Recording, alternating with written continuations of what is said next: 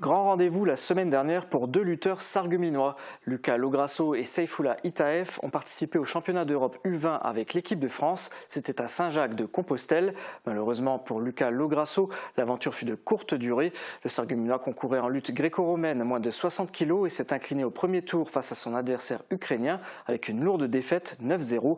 Un adversaire qu'il a pourtant battu il y a 3 semaines lors d'une autre compétition. Après avoir été contré sur sa première action, Lucas a été déstabilisé et n'a pas su se ressaisir. Il est passé à côté de son match. En lutte libre moins de 65 kg, Seyfoula Itaef a réalisé lui une très belle compétition en remportant la médaille de bronze. Après une victoire 10-0 en quart de finale contre le lutteur polonais, il s'incline dans les derniers instants de la demi-finale 5-4 contre l'Ukrainien alors qu'il dominait 4-3. Il remporte ensuite la 3e place face à l'Espagnol 9-4. Un beau parcours. Et puisqu'on parle de compétition internationale, il y en a une qui s'est tenue à Sarreguemines ce week-end au complexe gymnique Émilie Le Pennec, la 10e édition de la Cup internationale de gym artistique organisée par l'Assogym Sarreguemines et le comité départemental de gymnastique, un tournoi qui célèbre les 150 ans de la Fédération française de gym. Nous avons couvert l'événement, le reportage sera diffusé demain dans le 30 minutes. Et oui, à découvrir sur Mosaïque Cristal à partir de midi.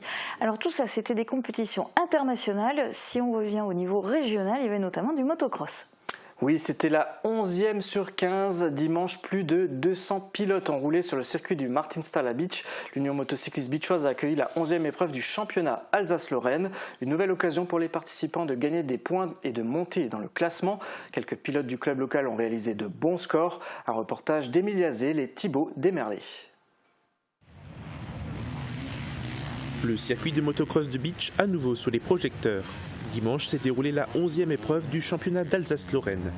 211 pilotes et plus de 2500 personnes se sont retrouvés sur les terres de l'Union motocycliste beachoise.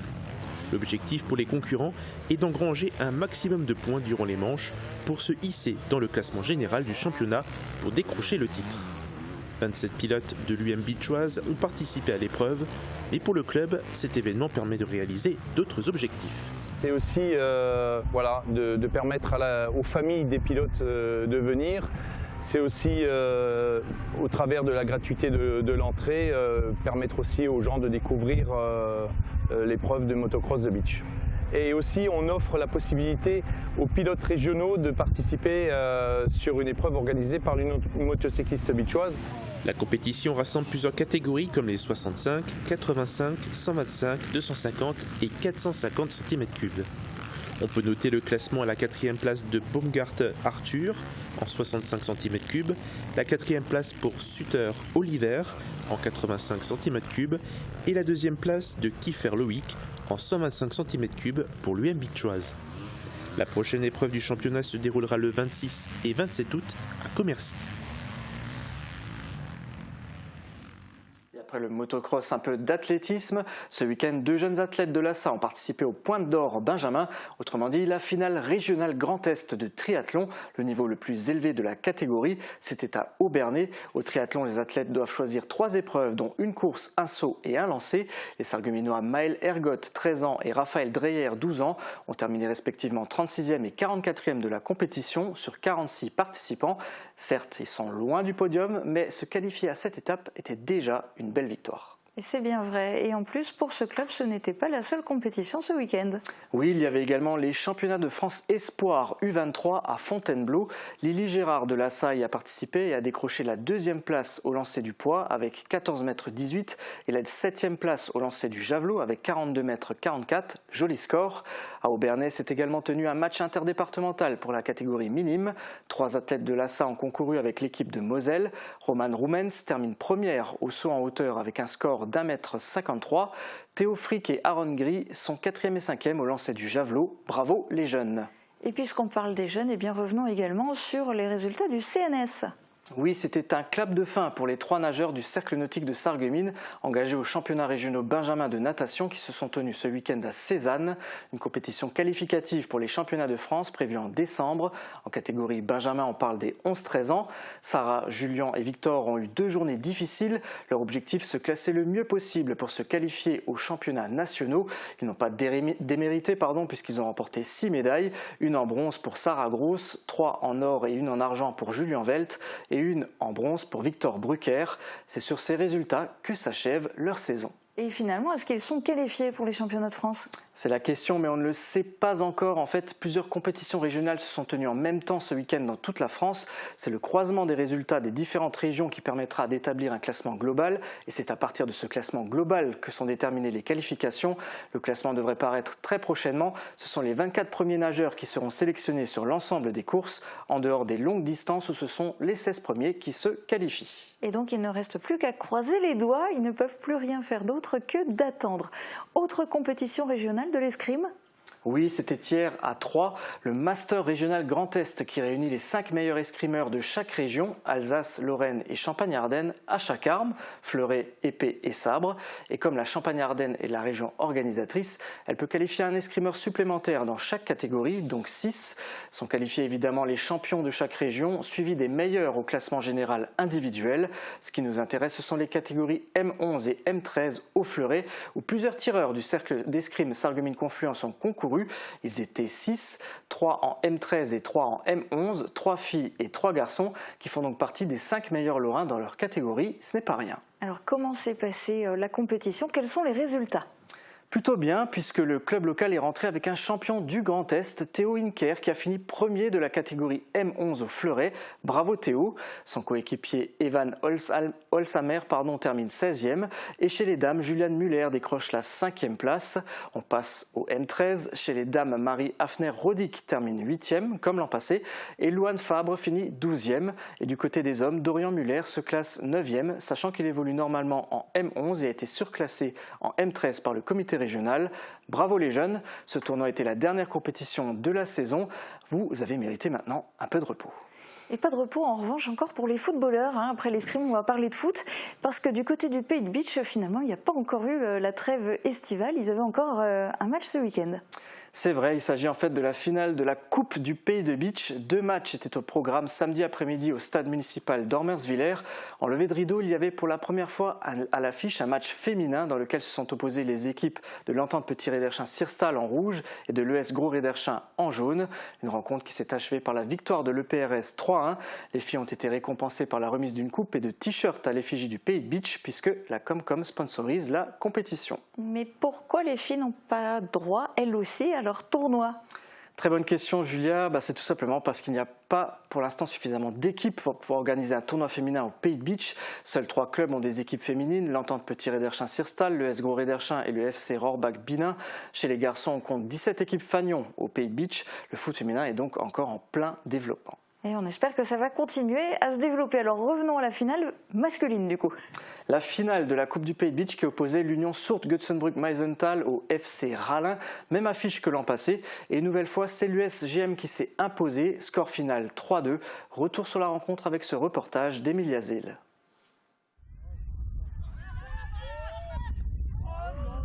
C'est sur ce coup de pied retourné que s'est clos la finale de la Coupe du Pays de Bitche samedi. C'est au Romersvilliers qui a accueilli la rencontre entre l'USGM et le FC Rallin. Une finale avec les mêmes clubs que l'année précédente. L'USGM a ouvert le score en première mi-temps, le FC Rallin l'a suivi. À la mi-temps, il y a un partout. La seconde partie du match était plus compliquée pour l'Union Sourthe-Götzenbrück-Meisenthal. Rallin a mis en but en début de période. Beaucoup de cartons jaunes ont été distribués par l'arbitre aux 2 équipes. Malgré de grosses difficultés, l'USGM remonte en mettant 2 buts dans les dernières minutes du match. C'est donc l'USGM qui a été sacré champion de la Coupe du Pays de Bitche pour la 2e année consécutive. Une coupe remise en jeu la saison prochaine. D'ailleurs, le tirage du premier tour a été réalisé durant la mi-temps de la finale. Après le foot, place aux échecs. Les joueurs d'échecs se sont une nouvelle fois affrontés lors du tournoi annuel de parties rapides organisé par le Cercle d'échecs de Sarreguemines. Chaque année, cette compétition ouverte à tous les joueurs réunit une centaine de participants de toute la Moselle. Celui ou celle qui remporte 3 fois ce tournoi aura la chance de recevoir un trophée signé Lalique. C'est un reportage de Thibaut Desmerlet. Éliminer son adversaire en moins de 15 minutes, c'est l'objectif des joueurs d'échecs venus s'affronter pour le tournoi annuel de parties rapides au foyer culturel. Il s'agit du Grand Prix de la ville de Sarreguemines, le 25e mémorial Patrice Fabin, du nom d'un ancien président du Cercle d'échecs de Sarreguemines. Les 108 participants jouent 7 matchs chacun. 22 joueurs de Sarreguemines sont inscrits pour cette compétition. Le champion de l'année passée, Timothée Heinz de Saint-Quentin, est venu une nouvelle fois pour tenter de rafler la première place. Pour l'instant, ça se passe bien. J'ai remporté la première ronde et puis j'ai hâte d'en découdre avec mes concurrents. L'objectif, c'est de remporter le premier prix puisque donc la première personne à gagner le tournoi 3 fois peut conserver le trophée La Ligue qui est en jeu. Donc voilà, c'est un grand objectif pour moi. Timothée Heinz n'aura pas réussi son objectif. Il a terminé 5e. La première place a été atteinte par Mohamed Samir. Le premier Sarregueminois, Marc Saléron, s'est classé 8e. Eh oui, le trophée La Ligue est donc encore en jeu pour un moment. Effectivement. Alors, on a fait le tour de l'actualité sportive du week-end. David, tu testes aujourd'hui ton dernier sport de la saison. Est-ce qu'on finit en beauté ? Je pense que oui, Julia, mais je vais laisser les téléspectateurs en juger. Aujourd'hui, on prend la direction de l'aérodrome de Sarreguemines. Et oui, on quitte la terre pour les airs avec une initiation de vol à voile, autrement dit dans un planeur. Vous en doutez, l'expérience est unique et mérite le détour. En ce qui me concerne, c'était une première. J'ai trouvé ça exceptionnel, mais j'ai aussi rencontré des difficultés à encaisser le vol. Comme je faisais des images en volant, j'étais pas toujours concentré sur l'itinéraire du planeur et j'avouais que ça tape un petit peu dans les entrailles, comme l'a dit mon instructeur. C'est comme tout, hein, il faut de la pratique. Finalement, ça s'est bien passé parce que j'étais très bien accompagné. Voici le résultat en images.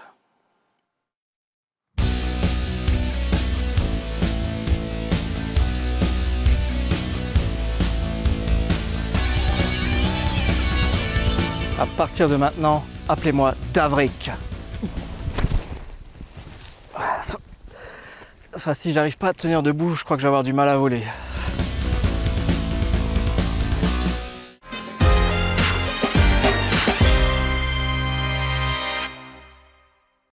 Et on se retrouve aujourd'hui à l'aérodrome de Sarreguemines avec moi, le président de l'aéroclub L'Espoir Aéronautique de Sarreguemines, oui. Marc. Marc, est-ce que tu peux me présenter le club en quelques mots ? Alors le club est un club qui existe depuis 1933. Ça a été créé par 3 jeunes de Sarreguemines. Faut imaginer la chose, hein. En 1933, c'est pas aujourd'hui. Donc des gars vraiment passionnés. Et on fête cette année les 90 ans du club. Alors, le club a évidemment beaucoup évolué. Aujourd'hui, on est plus ou moins une centaine de membres qui évoluent dans trois grosses activités. La plus grosse activité en volume d'heures, c'est le planeur. La deuxième activité, c'est le vol moteur. Et la troisième, c'est l'ULM. Alors là, tu sais qu'on est dans une émission de sport. Il y a aussi Absolument. l'aspect sportif, non, dans le club. On a un vrai aspect sportif, mais plutôt dans le vol à voile, parce qu'il y a énormément de compétitions qui sont organisées dans ce domaine. Nos compétiteurs participent aussi à tous les championnats de France et on participe au championnat de France des clubs. D'ailleurs qu'on gagne depuis 6 ans d'affilée et je pense que cette année on devrait le gagner de nouveau. Mais il ne faut pas trop vendre la peau de l'ours. Ça risque de vous jouer des tours. Ouais. C'est ça. Alors, tu me parles de vol à voile pour les néophytes comme moi, donc on parle de planeur, hein, c'est ça ? Absolument, de planeur. Est-ce qu'il y a des titres marquants que tu veux citer ? Les titres marquants, on a 6 ou 7 titres de champion de France. On a un titre de vice-champion du monde et un titre de champion du monde. Voilà. C'est toi, c'est ça ? C'est Bibi, Voilà. Bravo. Il y a longtemps. Félicitations.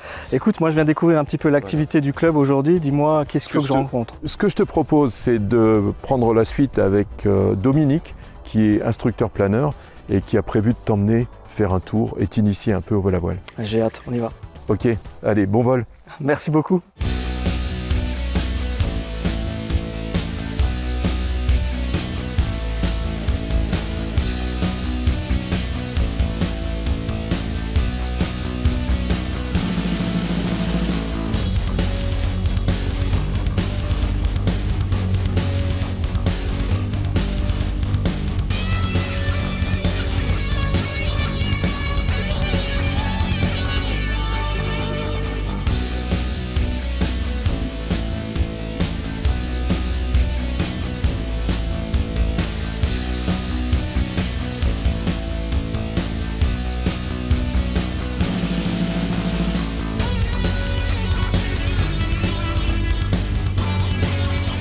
Bon, bah, on m'a dit de m'équiper un petit peu parce qu'il fait chaud là-haut, le soleil tape aujourd'hui. Donc lunettes de soleil, casquette. Et puis j'avoue que j'ai très hâte d'y aller. Alors on va pas trop attendre.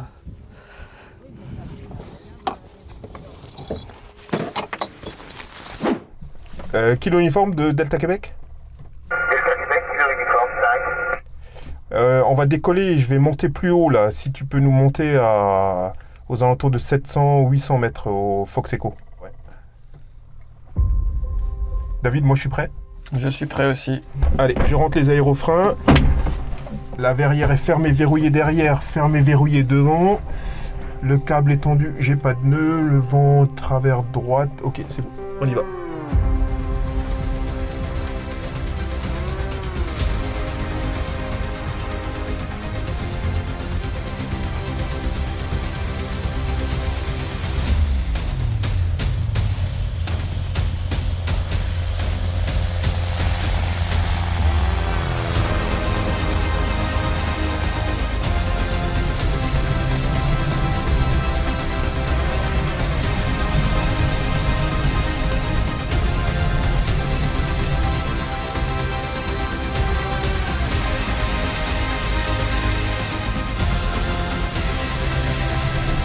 Je suis comme un gosse.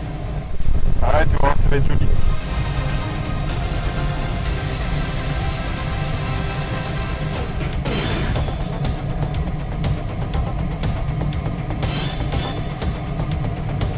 C'est le terrain de Neunkirch, ça. Ouais, exact. Ouais. On voit les choses différemment d'ici. C'est incroyable.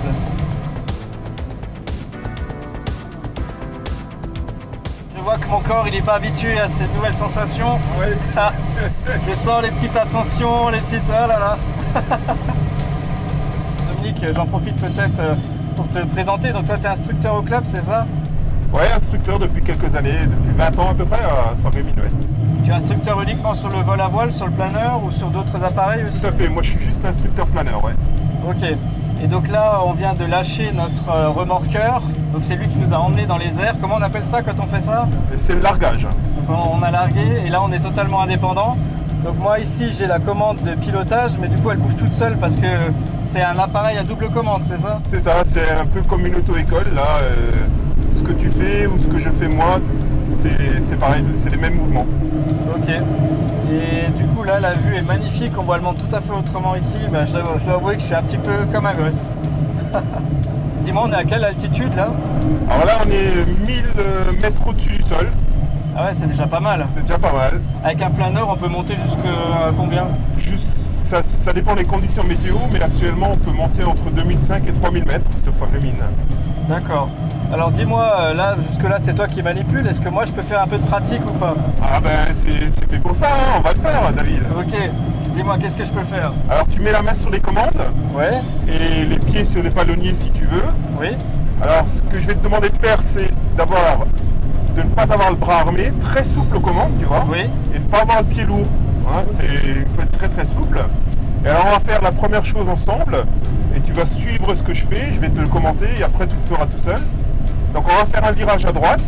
Donc je regarde à ma droite pour faire la sécurité. Je reviens à mes références visuelles devant. Je vais mettre du manche à droite et un peu de palonnier. Et tu vois, regarde, ça défile à droite devant toi. Donc ça veut dire qu'on est en virage à droite. Et pour sortir de virage, pied et manche vers l'extérieur du virage. Et je reviens en ligne droite. Quand tu dis palonnier, ça veut dire appuyer sur la pédale en gros? Ça s'appelle un palonnier, mais ça ressemble à des pédales, ouais, c'est ça. Ok. Donc, si tu veux, je vais te laisser le faire. Ouais. Voilà. Donc, tu es en ligne droite. Oui. Tu mets du manche à droite, une petite pression à droite, vas-y. Allez, un peu plus, encore, maintien. Parfait. Et tu vois que ça défile. Ouais. À droite. Bah, tu laisses faire. On va mettre un peu de manche en arrière pour garder ce qu'on appelle l'assiette. Et voilà, là tu as fait un beau virage. Ok. Et alors pour sortir du virage, tu mets du manche vers l'extérieur du virage et un peu de pied et tu maintiens ta ligne droite. Parfait. Ah voilà. D'accord. Ok, ouais, c'est impressionnant. Ça me fait quand même un petit peu peur hein, de manipuler, hein, je dois avouer. Au bout de 2-3 séances, tu le ferais sans problème. Ok. Bon bah là, test du virage à gauche. Allez. Et tu maintiens le manche un peu en arrière. Voilà. Pas trop d'inclinaison, hein, parce que sinon on va se rendre malade. Voilà, tu maintiens comme ça. Waouh. Ouais, c'est vrai que dès qu'on monte et on descend un petit peu, on le sent tout de suite. Hein, ça... On le sent dans les entrailles, on va dire. Hein. C'est exactement, il faut avoir l'estomac accroché. Hein.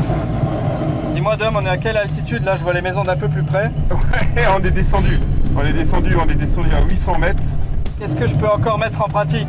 Alors on va juste travailler un peu sur un axe qui s'appelle le tangage. Tout à l'heure on a fait le roulis. Alors le tangage, tu vois, c'est relativement simple. Donc tu as le manche que tu vas bouger d'avant en arrière. Hein, ouais. Donc si tu prends le manche en main, donc tu tires légèrement sur le manche en arrière, vas-y, je te laisse faire. Et tu vois le nez qui monte. Tout à fait, ouais. Et voilà, et on entend surtout la vitesse qui diminue parce que le bruit est moins important en cabine. Alors maintenant tu pousses sur les commandes. Vers l'avant? Vers l'avant. Tu prends un peu de vitesse par contre, tu vois. Ouais, et on descend du coup. Et du coup on va descendre. Mine de rien, si je dois te faire un retour Dominique, les commandes sont quand même sensibles. Ah oui, bien sûr. Et le planeur bouge très très vite, donc il faut vraiment savoir ce qu'on fait. Hein. Ah tout à fait. C'est une prise en main. Il faut quand même un temps d'apprentissage, hein, c'est évident. Hein. Dis-moi, c'est combien de séances pour être bien? Je pense qu'il faut une quarantaine de vols. Quarantaine de vols? Compter une quarantaine de vols, pas forcément 40 heures, hein, mais tu vois une quarantaine de vols d'une demi-heure. Mais au bout de 7-8 vols, tu aurais déjà des bonnes sensations. Hein. Et pour celles et ceux qui nous regardent, là, ce que moi je suis en train de faire, là, tester les virages, on peut le faire au cours d'une première séance, ça? Ah bien sûr, bien sûr. Le vol d'initiation, c'est ça le but. Hein. C'est de vraiment offrir les sensations aux passagers, quoi, hein, de lui montrer que effectivement c'est accessible à tous, hein, c'est ça le but. Hein. Bah, David, là je vais me préparer à l'atterrissage. Hein. Ouais. Donc je me stabilise. Ouais, le Delta Québec, on est en courte finale, parce qu'on a 0,5 planeur. C'est parti pour l'atterrissage. Wow, c'est impressionnant. Waouh, la vitesse.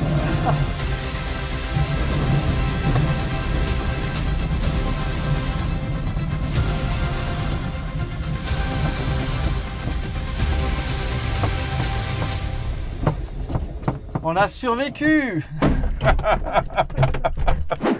Bon bah Dominique, on est de retour les pieds sur terre. Bon, je te cache pas que j'ai vécu de sacrées émotions là-haut, un peu dans les deux sens. Donc bien sûr du positif parce que c'est des vues qu'on n'a jamais hein, autrement qu'en partant en vol comme ça. Moi j'en retiens quelque chose d'inoubliable. Après c'est vrai qu'on est quand même secoué quand tu m'as fait faire tanguer, faire des virages et tout. Au niveau des entrailles, ça tape un petit peu. Hein.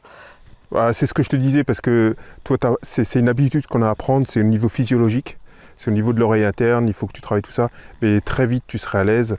Mais en plus, tu rajoutes le fait qu'aujourd'hui les conditions météo sont très très bonnes, donc forcément la masse d'air est très tonique.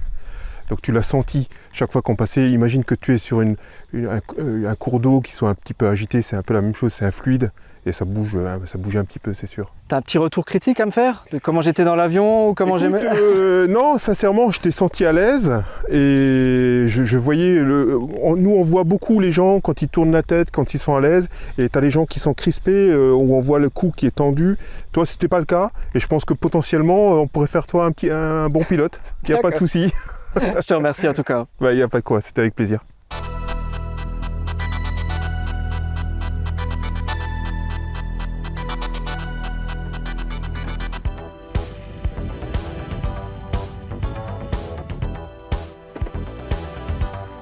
Salut Romaric. Salut David. Dis-moi, ça fait combien de temps que tu es au club ici? Moi maintenant ça fait 3 ans que je suis au club. Et comment tu as atterri ici, si on peut dire ça comme ça? Alors j'étais toujours passionné par l'aviation en général et je voyais tout le temps des planeurs passer au-dessus de moi et un jour je me suis dit pourquoi pas venir directement au club voir comment ça se passe et puis j'étais très bien accueilli. Et du coup tu y es encore. Dis-moi, tu fais quoi comme activité toi, planeur? Oui, moi je fais la section vol à vol. Ok. Est-ce que tu fais de la compétition? Alors pour l'instant je passe mon brevet, mais oui, pourquoi pas dans les prochaines années. Ok, et dis-moi, toi, qu'est-ce qui te plaît dans ce sport finalement? Est-ce qu'il y a un souvenir particulier qui t'a marqué? Oui, un moment très fort, c'était lors de mon premier vol solo, un sentiment de liberté énorme. Et oui. C'est incomparable quoi. Oui, j'ai jamais vécu ça ailleurs. Et...